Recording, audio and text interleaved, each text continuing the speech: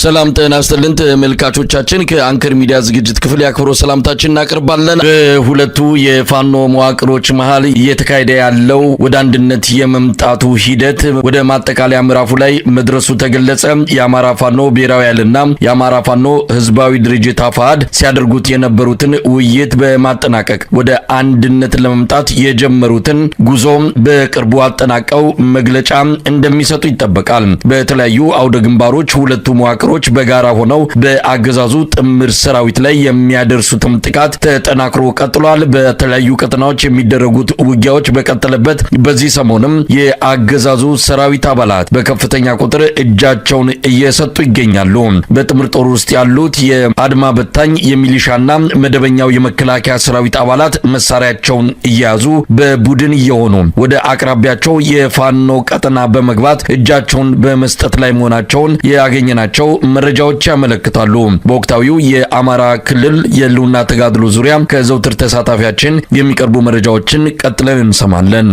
በማዕከላዊ ጎንደር በጎንደር በዋናነት በአዲስ ዘመን አቅራቢያ በሚገኙ ሚካኤል ደብር ተብላ በመጠቀስ ቀበሌ ቀበሌ እንግዲህ ለሶስት ተከታታይ ዓመታት የፋኖ ኃይሎች ይዞታቸውን ሳያስደፍሩ የመጣውን ኃይል በተደጋጋሚ ጊዜ እየመከቱ እየመለሱ ያችን ቦታ ወደ በለሳ ወደ አርባያ እንዲሁም ወደ ሰቆጣ አካባቢ ወደ ላሊበላና ወደ ጋሸና አካባቢ የመውጫ ቁልፍ ስትራቴጂ ቦታ ነች። ሲያስፈልግም ደግሞ ወደ ደቡብ ጎንደርና ከባህር ዳር ወደ ጎንደር ከተማ በሚወስደው የአስፋልት መንገድን ለመቆጣጠርና ለመቁረጥ በጣም በቅርብ ርቀት የምትገኝ እጅግ በጣም ወታደራዊ ጠቀሜታዋ የጎላ ከተማ ነች። እቺ ሚካኤል ደብርን ለመቆጣጠር የፋኖ ጠንካራ ይዞታ ከዚህ የተወረወሩ በጣም በከፍተኛ ደረጃ ጉዳት እያደረሱብን ነው በማለት በአምስት አቅጣጫ በሌሊት ከበባ ለመፈጸም ከአዲስ ዘመን በዘርጣ አስታ በኩል አድርጎ ወደ ሚካኤል ደብር ለተንቀሳቀሰ አንድ ኃይል አለ። ሁለተኛ እንዲሁም ከአዲስ ዘመን ጣራ ገዳም አድርጎ አርኖ ጋርኖን አቋርጦ ወደ ሚካኤል ደብር እንቅስቃሴ ያድርጓል።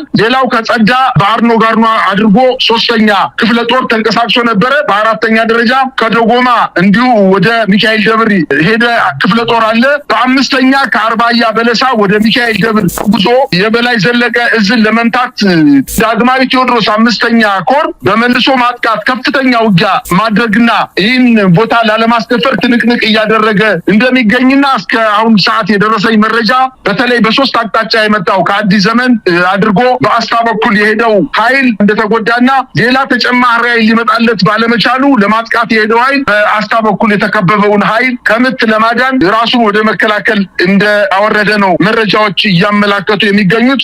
ይህ በእንዲህ እንዳለ እንግዲህ በጎጃም 105ኛ ኮር 55ኛ ክፍለ ጦር በአቸፈር ወንድዬ አውትሌት ተብላ በመጠቀሰው ከተማ ለመቆጣጠር የወጣው የአገዛዙ ጦር በመልሶ ማጥቃት ጉዳት ደርሶበት ወደ አቸፈር ወንድዬ ከተማ እንደተመለሰ ነው መረጃዎች የሚያመላክቱት። በውጊያ እየተደረገ ባለበት ሰዓት ሌላው ኃይል ተጨማሪ ኃይል ሂዶ የተጨማሪ ውጊያ እንዳያደርግ በባህር ዳር በቅርብ ርቀት የምትገኘው ጭምባ ከተማ ላይ የፋኖ ኃይሎች ጥቃት በመፈጸም ከፍተኛ የሆነ ተጋድሎ ሲያደርጉ መዋላቸውንና እቺንን አውትሌት የምትባለውን ላለማስደፈር ከፍተኛ ተጋድሎ ካደረጉ በኋላ የመጣውን ኃይል መክተው መመለሳቸውን ለማወቅ ተችሏል። ይህ በእንዲህ እንዳለ በሰሜን ወሎ በቆቦ ወረዳ አዲስ ቅኝ በተባለ ቦታ ላይ ከባድ ውጊያ መደረጉና ለማጥቃት የተንቀሳቀሰው ኃይል ተመቶ መሸሹን ለማወቅ ተችሏል። በተለይ ዳውንትንና ፀሐይ መውጫን ለመቆጣጠር እና የምስራቅ አማራን ኮርን ለመምታት ከፍተኛ ጥረት ያደረገው የአገዛዙ ጦር ከደጋው መብረቅ እንዲሁም ከምስራቅ አማራ ኮር ሁለትና ከሶብል አምባ ክፍለ ጦር የተወጣጡ ኃይሎች ከፍተኛ የሆነ ጉዳት እንዳደረሱበት ለማወቅ ተችሏል። የመንግስት ከፍተኛ ቁጥር ያለው ኃይል ድላንታንና ፀሐይ መውጫን ለመቆጣጠር ከተንታ ተነስቶ በወገል ጤና በኩል አድርጎ እንቅስቃሴ ያደረገ ቢሆንም በተደረገው ውጊያ ወታደራዊ መኮንኖችን ጨምሮ በርካታ የሰራዊቱ አባላት እንደተመቱበት መረጃዎችን ለማግኘት ይችላል። ከጋሸና እንዲሁም ከኮን ወደ ዳውንትና ወገል ጤና ተንቀሳቅሶ ለማገዝ የሄደው ኃይል ከተሞችን መቆጣጠር ሳይችል ቀርቶ ተመቶ ወደ ጋሸና ከተማ አፈግፍጎ እንደተመለሰ መረጃዎች ያመላክታሉ። ተጨማሪ ኃይል ከጋሸናና ከኮን የሄደው ኃይል የተመታውና ጉዳት የደረሰበት ኃይል ሌላ መከላከል ይችልለት ኃይል ባለመኖሩ በጋሸና ኮንክሪት ምሽግ ውስጥ ራሱን ቀብሮ ወደ መከላከል መግባቱን ነው መረጃዎች እያመላከቱ የሚገኙት።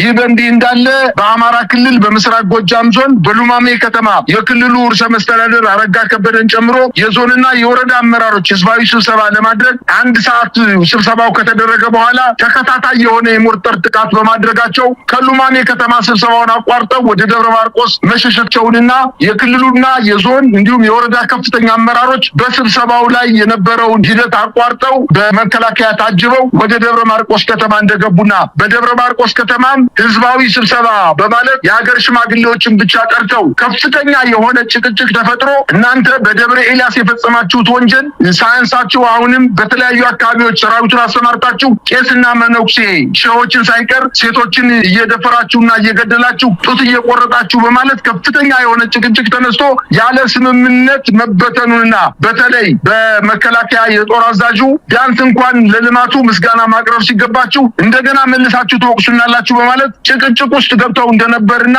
የማርቆሱን ስብሰባ ያለ ውጤት እንደተጠናቀቀ ለማወቅ ተችሏል። ይህ በእንዲህ እንዳለ ከወረታ አቅራቢያ ታንኳና ዝንጥል በተባሉ ቦታዎች ላይ የደፈጣ ጥቃት ተፈጽሞ በሁለት ኦራል ሲንቀሳቀስ የነበረ የአድማ ብተና ኃይል ጉዳት እንደደረሰበት ለማወቅ ተችሏል። በሌላ አቅጣጫ በፋግታ ለኮማ ወረዳ አዲስ ቅዳም ከተማ አቅራቢያ በተደረገ ከፍተኛ ውጊያ ከፍተኛ ክሳራ የደረሰበት የአገዛዝ ጦር ውጊያ አበላሽታቸዋል በሚል መስመራዊ መኮንኖችን መረሸኑን መረጃዎች ያመላክታሉ። ከአዲስ ቅዳም ወጥቶ ወደ ድማማ ሲጓዝ የነበረው የአገዛዙ ጦር ከፋኖ ኃይሎች ከፍተኛ የመልሶ ማጥቃት ደርሶበት ወደ አሸዋ ወደ ተባለች መሸሽቱን ለማወቅ ተችሏል። በትናንትናው ዕለት እንዲሁ በሽንዲ ወረዳ ከፍተኛ ውጊያ እየተደረገ ሲሆን ከማንኩሳ አቅራቢያ ከምዕራብ ጎጃም ዋና ከተማ 15 ኪሎ ሜትር ርቀት ላይ የምትገኘው ዛባ ጽዮን የምትባል ቀበሌ ላይ የፋኖ ኃይሎች ሰርገው በመግባት በአድማ ብተናና በመከላከያው ላይ ከፍተኛ ጉዳት ማድረሳቸውን መረጃዎች እያመላከቱ ይገኛሉ። በመጨረሻም በሰሜን ወሎ በራያ ቆቦ ዞብላምባ ክፍለ ጦር 4ኛ በረኛው ሻለቃ በተኩለሽ ዙሪያ መሽጎ በነበረው የአገዛዙ ጦር ላይ ጥቃት ፈጽሞ በምሽግ ላይ የነበረውን ኃይል በመደምሰስ አንደኛውን ምሽግ ሙሉ በሙሉ መቆጣጠር መቻላቸውን አስታውቋል። በዚህ በተኩለሽ ምሽግ ላይ በገና ጾም በሪያርደው የመከላከያ ሰራዊቱ ያለምንም እጀባ እና ያለምንም ቃኝ ያለምንም ጥበቃ ፌሽታና ደስታ በነበሩበት ሰዓት የፋኖ ኃይሎች ተስበው በመግባት በአገዛዙ ጦር ላይ ከፍተኛ የሆነ ጉዳት እንዳደረሱበትና ምሽጉንም መቆጣጠራቸውን ከምሽጉ የወጣው ኃይልም ወደ ሌላ የወታደራዊ ካምፕ መሸሽ መቻሉን መረጃዎች አመላክተዋል።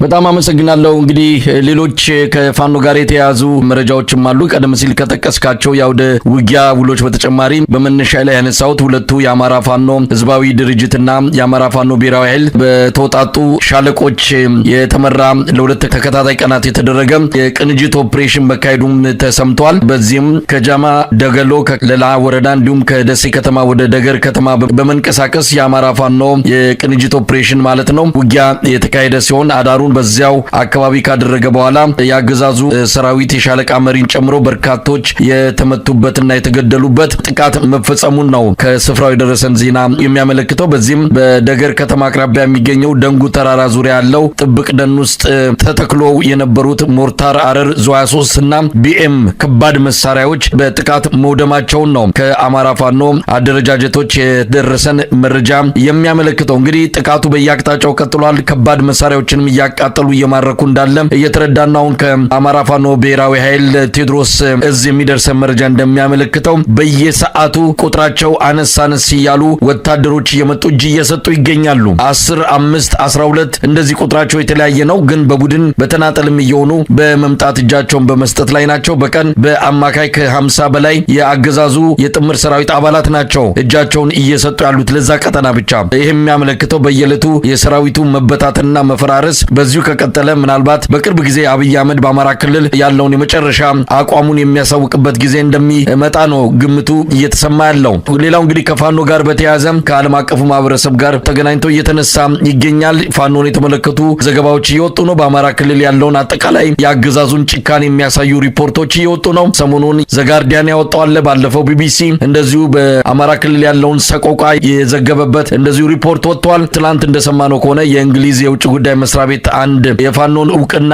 የሚገልጽ ደብዳቤ ነው ለንደን ለሚገኙት የለንደን ፋኖች የሰጡት። እንዲህ አይነቱ ነገር ቀላል አይደለም። ፋኖ በዓለም አቀፍ ደረጃ እውቅና እያገኘ በስምም እየተጠራ ነው። ይሄ መጨረሻ ማለት አይደለም። እውቅና አገኘ ማለት የትግሉ መጨረሻ ነው ማለት አይደለም። ነገር ግን የስም ማጥፋትና አጠቃላይ ፋኖን የማይገልጹ የተለያዩ ሪፖርቶች ባገዛዙ በተቀናጀ መልኩ እየወጡ በመሆኑ ያንን የሚያፈርሱ ነገሮችን እየሰማን ያለነው። ዓለም አቀፉ ማህበረሰብ ስለ ፋኖ በደንብ እየተረዳ ነው የሚመጣው። ፋኖ ትግሉን አጠናክሮ መቀጠል ነው ያለበት እና አሜሪካንም ከዚህ አንጻር አቋማቸውን እያስተካከሉ እንደሚመጡና በቅርቡ ፋኖን የተመለከተ አዎንታዊ አቋም በይፋ ሊገለጽ እንደሚችል ባለፈውም በዘገባችን መጥቀሳችን ይታወሳል። እነዚህ ነገሮች የሚያሳዩት የፋኖ ቀጣይ አቅጣጫ በዓለም አቀፍ ደረጃም በአገር ውስጥ ትግልም የተሳካና ውጤታማ እየሆነ እንደሚመጣ የሚያመላክት ነው ማለት ይቻላል።